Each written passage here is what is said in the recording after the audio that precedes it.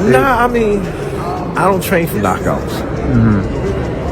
I don't train for knockouts. I train for punishment. Punish. You know what I'm saying? Yeah, you see a Joker get knocked out. Lucky punch. I didn't see the punch. Don't remember nothing. You whoop him. Joker said, listen, yeah, I remember that fight, man. That was the hardest fight I had. Because he had a chance. I mean, I can't speak on what I seen, but the fight will be different. Right, because you could strategize and do different things. Yeah, it'll be different. What do you feel like Lamont Roach is really good in? Like, do you feel like his inside game is probably like underrated? What do you feel like his best attribute is? Just did. We got off the canvas once. It ain't about the dub with me. It's about you got that will against will. I don't know. I know I can. I ain't pushed no buttons with Tank yet. I came from a... Gervonta Davis's trainer, Calvin Ford, resumed training camp with Davis and didn't hold back. He fired shots at Lamont Roach, claiming Roach faced the softest Tank. Reporters were granted access to Davis's training camp yesterday and asked Ford about how things were going and what changes were being made to ensure victory in the rematch against Roach. We can't wait to see Kenny here. All is here. You know, everybody was putting that energy in the air. Which I used to do behind doors, now it's in the light. Coach Calvin said the version of Davis who fought Lamont. Roach wasn't the brutal knockout machine who finished 28 of his 30 opponents. That wasn't Tank, he said. That was the softest version of him you'll ever see, acknowledged Roach's skills, but emphasized that Roach caught Davis on an off night and still only managed a draw. Now, Ford claims the Tank showing up to this rematch is the real one, thanks to Roach pushing him to rediscover that fire. Gervonta Tank Davis just been released to the public. We know now, December 14th, Houston, Texas, he's going to be facing a very tough opponent in Lamont Roach. Can you tell us a little bit about the history between them two? Oh man, they've been knowing each other from the amateurs, silver gloves, everything. They grew up actually together, you know. Roach and him back and forth battles and whatnot.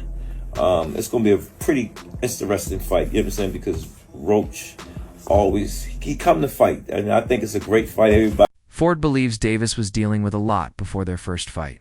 Pointed out how Davis had even canceled the fight at one point, saying he was tired of boxing. I don't know if it was my absence or something else, but he wasn't himself. Ford admitted, while he couldn't pinpoint what went wrong, he promised that with Davis back in form, Roach would face intense punishment. Based on how sharp their camp has been since his return. He watched him, he said, boom, and I see the light in Tank. You know, I just can't wait to see all of that come together, fight night. Roach, you know I love you and your family. We've been doing this for years. That night, I look at all the fights. I know what he coming to do, and y'all know what he coming to do. But y'all don't know. We have history. Everybody should turn into this because As I always say, I don't promise knockouts. I promise punishment, Ford stated. And when the punishment is enough, the knockout comes naturally. He vowed Roach would feel pain like never before, while Tank's fans loved that energy. Neutral fans pushed back, saying it was unfair to claim Roach didn't face the real Davis. Tank was preparing to fight Jake Paul after that he was serious, one fan said. Another added, Roach took Tank's best shots and stayed up. Tank was Tank that night. I mean, Tank been saying this several times. He on the biggest stage of his life, and he want to show up. Are you ready for it? Are you really ready for it? Are you really ready for it? Okay. Oh, he got a lot of people that ain't him. That's the Roach I know. So when we take this fight, it was a fight to know, like, yo. A third fan commented, I'm glad Tank's time is coming. Nothing would feel better than watching Roach beat him, another wrote. A real champion accepts setbacks. Tank's excuses since fight night are just disappointing, said he. Could have knocked Roach out, but didn't know the round? Come on. Roach took his shots and stood tall. Even Roach said those claims about Tank being off that night weren't true. Right now, like you said, we got to rumble. We got to rumble. So all that shit don't matter to me right now. And I'm going to take full advantage of that because it's like he got 1 foot in, 1 foot out. Or he losing this fire. Like, he losing this fire. Like, I don't know if y'all seen the last press conference. When I got up on him, towards the end, he was getting this, you know what I'm saying? He was getting this shot. I told him, I said, oh, there that fire go right there. That's what I want to fight the best. I want to fight the best version of him. You want the best version of Tank? Yeah. After the fight, the buzz among fans was that Davis, despite being the favorite, was overrated based on the result. But few could judge better than Roach, who spent 12 rounds in the ring with him. During his March 18th appearance on It Is What? It Is podcast, Roach addressed the idea directly, clarifying his take on Davis's performance. Personally. Nas, you got anything else from Lamont?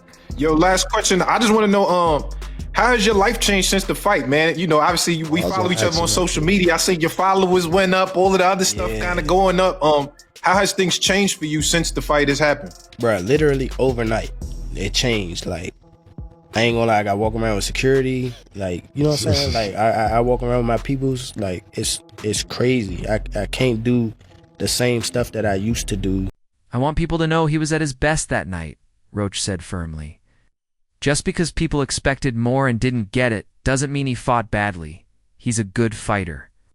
I was in there thinking I've got to bring it. That's what made the fight great.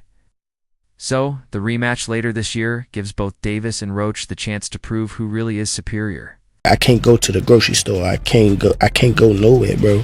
Like, I can't do nothing. And it's crazy. Like, it's just crazy because I know that that's what this come with if I get to the level that I'm supposed to be. But when it really happened to you, like, you sit back and look at it like, damn, like, this really happened. Looking back, it's surprising how much has changed. Fans were used to seeing Calvin Ford and Kenny Ellis with Davis. It was like Tyson with Cruz D'Amato or Canelo with Eddie Reynoso. The trio of Davis, Ford, and Ellis had chemistry. So when Barry Hunter stepped in to work Davis's corner, fans were confused and uneasy with the unfamiliar setup. So everything is good with Calvin because it's the first time he's not the head trainer in a while. Yeah, for sure. Calvin, again, I said Calvin's pops. Many wondered what led to the shakeup. In an interview with Fight Hub TV, Ford addressed it. Davis was on his second PBC Amazon Prime PPV, and Ford thought it was a good fight and a good showcase of their training. With Davis from Baltimore and Roach from DC, the two had a history of sparring. Ford respects Roach's work ethic. We're not switching anything up, he said, explaining that he just took a step back. The reporter clarified there was no fallout, just space. He will always be around, you know what I mean? So that's Pop, like I said. So he'll always be there. It's without Calvin, it wouldn't be no me. You know what I mean? Because at first when I came into the Some fans asked if the break actually made Ford and Davis appreciate each other more like family spending time apart. No, he came to check on me, Ford said. He knows I spend time with my amateur fighters. That's my piece. Though Ford wasn't actively training Davis. He knew where he was and trusted he was working. That gave him peace.